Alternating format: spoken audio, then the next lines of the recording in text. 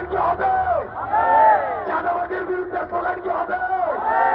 24টি খুললে আবার ফিরে আসবে, সবাই একসাথে বলতে হবে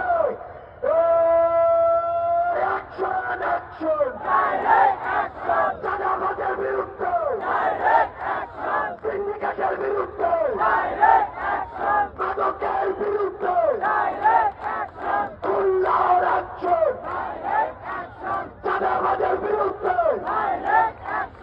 এনসিপির অ্যাকশন। এ পর্যায়ে আমাদের মাঝে বক্তব্য রাখবেন জাতীয় নাগরিক পার্টি এনসিপির কেন্দ্রীয় আহ্বায়ক কমিটির যুগ্ম আহ্বায়ক, আপনাদের খুলনার সন্তান তানজিল মাহমুদ।